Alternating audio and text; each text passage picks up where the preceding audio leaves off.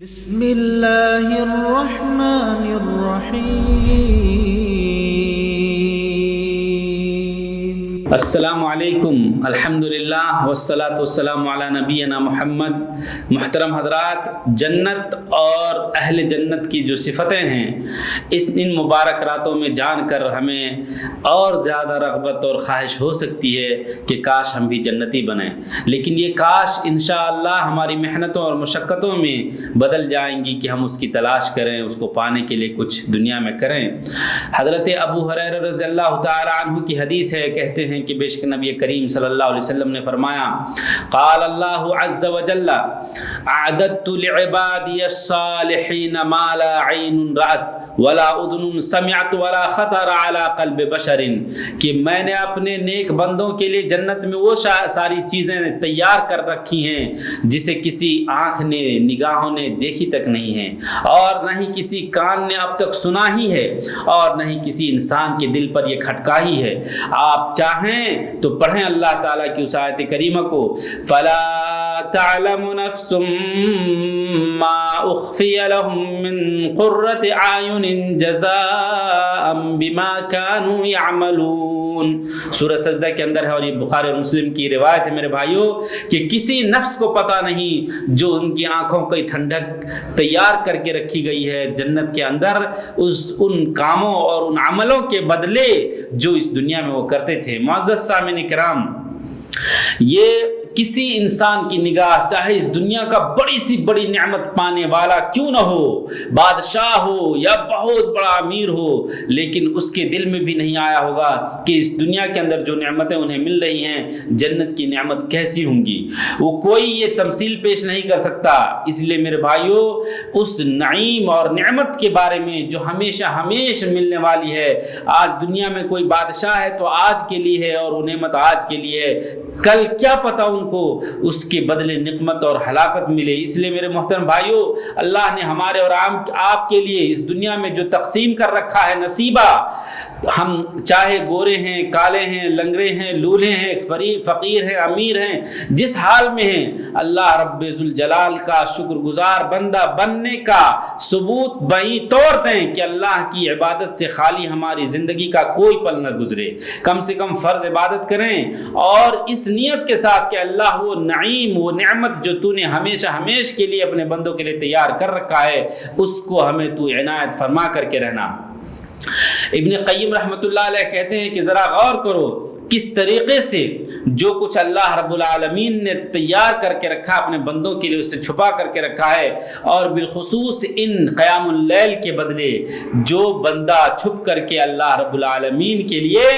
تیاری میں لگا رہتا ہے، کہ کیونکہ قیام اللیل اور تہجد وغیرہ انسان کب پڑھتا ہے؟ ایسے وقت میں جب انسان دوسرے لوگ سو رہے ہوتے ہیں اور اپنے آپ کو بیدار کر کے جنت کی پیاس اسے جگاتی ہے، اور جا کر کے وہ اللہ کی عبادت کرتا ہے۔ میرے بھائیوں، اسی طریقے سے قرآن مجید کے اندر جو وصف ذکر ہوا ہے، قرآن مجید کے اندر وَفِيهَا مَا تَشْتَهِيهِ الْأَنفُسُ وَتَلَذُّ الْأَعْيُنُ وَأَنْتُمْ فِيهَا خَالِدُونَ، کہ اس جنت کے اندر وہ ساری چیزیں ہوں گی جس کی خواہشیں انسان کا نفس کریں گی، اور نگاہوں کو خیرہ کر دینے والی، نگاہوں کو لذت اندوز کر دینے والی، کہ دیکھ کر کے انسان عش عش کرنے لگے، وہ ساری چیزیں جنت کے اندر ہوں گی۔ وَأَنْتُمْ فِيهَا خَالِدُونَ، اور یہ نہیں کہ چند دنوں کے لیے، چند گھنٹوں کے لیے پارک میں گئے، مزہ لیے اور چلے آئے شام کے آدھے گھنٹے میں۔ اللہ نے فرمایا وَأَنْتُمْ فِيهَا خَالِدُونَ، ارے ہمیشہ اس میں رہو گے۔ مزید اللہ تعالیٰ فرماتے ہیں وَبَشِّرِ الَّذِينَ آمَنُوا وَعَمِلُوا الصَّالِحَاتِ أَنَّ لَهُمْ جَنَّاتٍ تَجْرِي مِن تَحْتِهَا الْأَنْهَارُ، کہ اے لوگو خوشخبری سنا دو، اے نبی کریم صلی اللہ علیہ وسلم آپ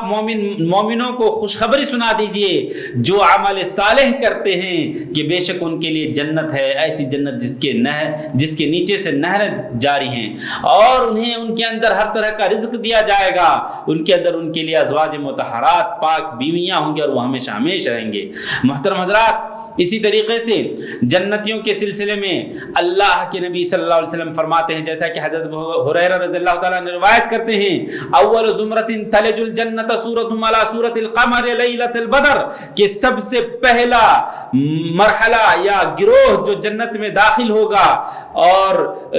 جو گروہ داخل ہوگی جنت کے اندر، اس کی تصویر، اس کی شکل و شباہت چاندنی رات کی طرح، لیلۃ البدر یعنی پورے طور پر جس طریقے سے چاند روشن ہوتا ہے 14ویں رات کی چاند کی صورت اور شکل میں وہ جائیں گے، لا یبصقون فیہا، نہ تو وہ تھوکنے کی حاجت اس میں ہوں گی، ولا یمتخطون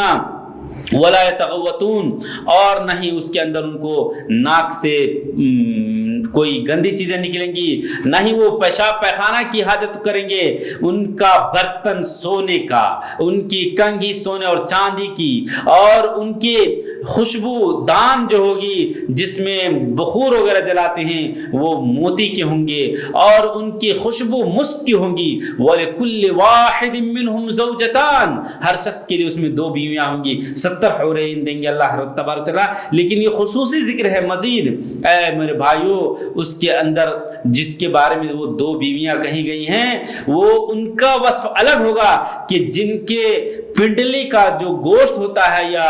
وہ کھیل جو پنڈلی کی ہڈی میں ہوتی ہے، ان کی ہڈی کے پیچھے سے ان کی خوبصورتی کی وجہ سے دیکھی جائے گی۔ آج آپ دیکھیں کسی گوری عورت کی خوبصورتی دیکھ کر کے انسان کس طرح مچل جاتا ہے،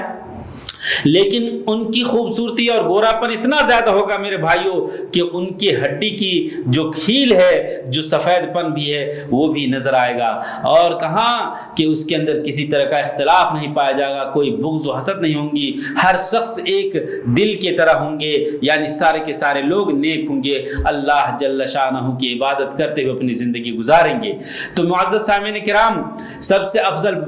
چیز جو انسان پائے گا وہ جنت ہے، اور جنت میں جو سب سے بہتر اور سب سے افضل چیز پائے گا وہ اللہ رب العالمین کا دیدار ہے، رب ذوالجلال کا دیدار، اور اس سے بہتر کوئی بڑی نعمت اس دن نظر نہیں آئے گی، یہ سب سے زیادہ انسان کے دل کو خوش کر دے گی۔ پھر حضرت جریر رضی اللہ تعالیٰ عنہ کہتے ہیں کہ ہم نبی اکرم صلی اللہ علیہ وسلم کے پاس تھے چاندنی رات کے اندر، اور دیکھ رہے تھے چاند کی طرف کہ اللہ کے رسول صلی اللہ علیہ وسلم بول پڑے، انکم سترون ربکم کما ترون ھذا القمر، کہ اے لوگو تم اپنے پروردگار کو جنت کے اندر ایسے ہی دیکھو گے جس طریقے سے اس چاند کو دیکھ رہے ہو، لا تضامون فی رؤیتہ، جس طریقے سے تم اس کے دیکھنے میں تھوڑی بھی تم کو جھجک اور پریشانی نہیں ہو رہی ہے، فَإِنِ اسْتَطَعْتُمْ أَلَّا تُغْلِبُوا عَلَى صلاة اللہ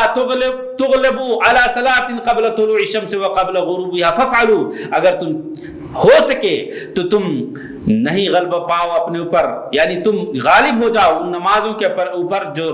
شام سے سورج کے طلوع ہونے سے پہلے اور سورج کے غروب ہونے سے پہلے ہے، یعنی آپ مغرب سے پہلے بھی 2 رکعت نماز پڑھ لیا کریں، اور اسی طریقے سے سورج کے طلوع ہونے سے پہلے جو فجر سے پہلے ہے۔ میرے بھائیو، اللہ رب العالمین کا یہ وہ تحفہ ہے جو اپنے بندوں کو صبح و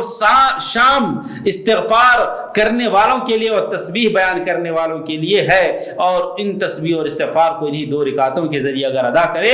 تو بہت اچھی بات ہے، جیسا کہ اللہ نے فرمایا وَسَبِّحْ بِحَمْدِ رَبِّكَ قَبْلَ طُلُوعِ الشَّمْسِ وَقَبْلَ غُرُوبِهَا، سورۃ طٰہٰ کے اندر کیا فرمایا کہ اپنے پروردگار کی تسبیح اور حمد بیان کرو سورج کے طلوع ہونے سے پہلے اور سورج کے غروب ہونے سے پہلے۔ اللہ جل شانہ ہمارے اور آپ کے اندر وہ توفیق خیر عطا کرے جس کی وجہ سے اللہ تعالیٰ کی یہ ساری نعمتیں ملیں گی۔ اللہ تعالیٰ قادر ہے ہمارے دل کو نیکی پر بدلنے کے، اے اللہ تو ہمیں اس لائق بنا، اللہم آمین۔